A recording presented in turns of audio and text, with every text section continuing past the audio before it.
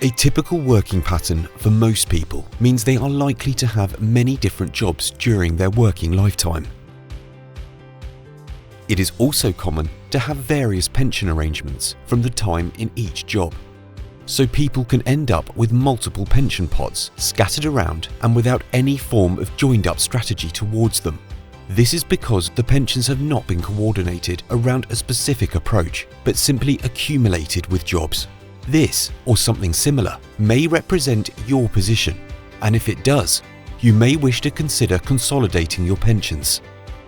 Pension consolidation is when you decide to bring your pensions together into one plan. This can be attractive and comes with several possible advantages. The first advantage is that everything in one place could make things clearer, easier to manage and control.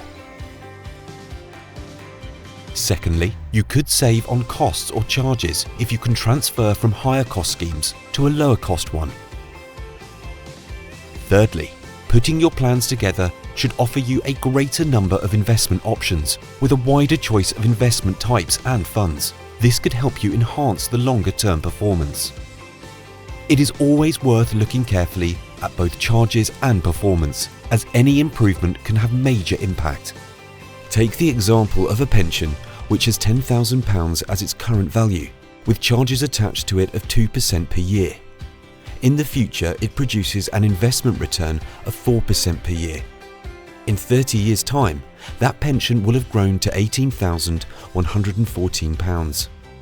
Now compare this to another £10,000 pension, which grows at 6%, with charges of 1.5% per year. In 30 years, this will be worth £37,453. Consolidating combines easier management, less paperwork, less to keep track of, with potentially better overall terms. To consolidate past pensions into one plan is often attractive, but before doing so, you should be wary of some potential disadvantages. If any of your pensions were a defined benefit pension scheme, they would probably have a minimum or guaranteed income at retirement, which is difficult to replace, and you should generally be very cautious about moving this type of pension. In a similar way, some older schemes, regardless of their type, may have other forms of guarantee, which could be valuable. And many older schemes of any type could have transfer penalties, which would mean you pay a cost for moving them to your new scheme. You will note that this is not a simple decision because the devil is in the detail, and whether to transfer any pension, whether consolidation is a good or bad idea, is very much dependent on your specific circumstances. Of course, consolidating can be applied to some of your past pensions. It doesn't have to be all of them. For example, if you have 5 old pensions, there is nothing to stop you merging 4 and leaving one where it is, possibly because of its guarantees, which you would want to keep.